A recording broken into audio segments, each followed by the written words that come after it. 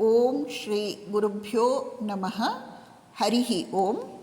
ಒಮ್ಮೆ ಒಬ್ಬ ಭಕ್ತ ಶ್ರೀಮಾತೆಯವರನ್ನು ಪ್ರಶ್ನಿಸುತ್ತಾನೆ, ಅಮ್ಮ, ನನ್ನಿಂದ ಏನೂ ಸಾಧನೆ ಮಾಡಲು ಆಗುತ್ತಿಲ್ಲ. ಆಗ ಶ್ರೀಮಾತೆಯವರು ಉತ್ತರಿಸುತ್ತಾರೆ, ನೀನೇನು ಮಾಡಬಲ್ಲೆ ಮಗು? ನಿನ್ನಿಂದ ಏನು ತಾನೇ ಸಾಧ್ಯ? ನಿನಗಾಗಿ ನಾನು ಎಲ್ಲವನ್ನೂ ಮಾಡುತ್ತಿದ್ದೇನಪ್ಪ.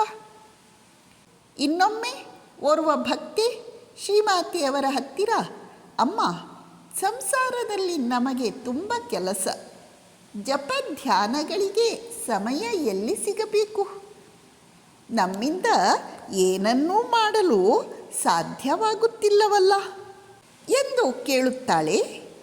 ಅದಕ್ಕೆ ಶ್ರೀಮಾತೆಯವರು, ಮಗು, ನನ್ನ ಹತ್ತಿರ ಏನೇನು ಇದೆಯೋ ಅದಕ್ಕೆಲ್ಲ ನೀವೇ ಹಕ್ಕುದಾರರು, ನೀವು ಏನನ್ನೂ ಮಾಡಬೇಕಾಗಿಲ್ಲ ಎಂದು ಉತ್ತರಿಸುತ್ತಾರೆ.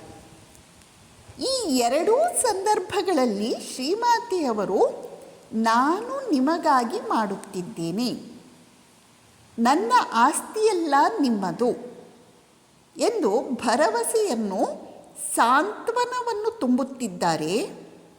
ಇದರ ಅರ್ಥ ನಾವು ಜಪಧ್ಯಾನ ಮಾಡುವುದು ಬೇಡ ಅಂತ ಅಲ್ಲ, ನಾವು ನಮ್ಮಿಂದ ಎಷ್ಟು ಸಾಧ್ಯವೋ ಅಷ್ಟು ಜಪ ಧ್ಯಾನ, ಪ್ರಾರ್ಥನೆ, ಸತ್ಕರ್ಮ, ಸೇವೆಯಲ್ಲಿ ತೊಡಗೋಣ.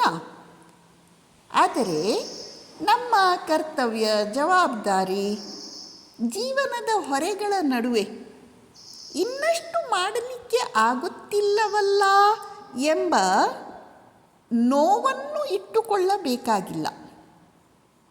ಅಲ್ಲಿ ಶ್ರೀಮಾತೆಯವರ ಆಸ್ತಿ ನಮ್ಮ ನೆರವಿಗೆ ಬರುತ್ತದೆ.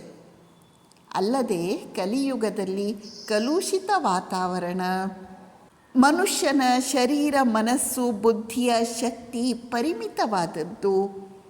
ಹೀಗಿರುವಾಗ ನಾವು ಎಷ್ಟೇ ಸಾಧನೆ ಮಾಡಿದರೂ ಅದು ಸಾಕಾಗುವುದಿಲ್ಲ.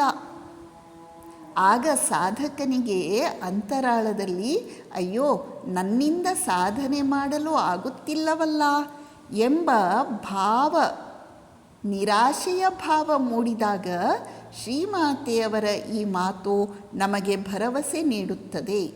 ಏನದು? ಮಗು, ನಿನಗಾಗಿ ನಾನು ಎಲ್ಲವನ್ನೂ ಮಾಡುತ್ತಿದ್ದೇನೆ. ನನ್ನ ಹತ್ತಿರ ಏನೇನು ಇದೆಯೋ ಅದಕ್ಕೆಲ್ಲ ನೀವೇ ಹಕ್ಕುದಾರರು. ತುಂಬ ಅದ್ಭುತವಾದ ಮಾತು. ಶ್ರೀಮಾತೆಯವರ ಆಸ್ತಿಯ ಹಕ್ಕುದಾರರು ನಾವು ಎಂದು ಧನ್ಯತಾ ಭಾವವನ್ನು ತಾಳೋಣ. ನಮಸ್ಕಾರ.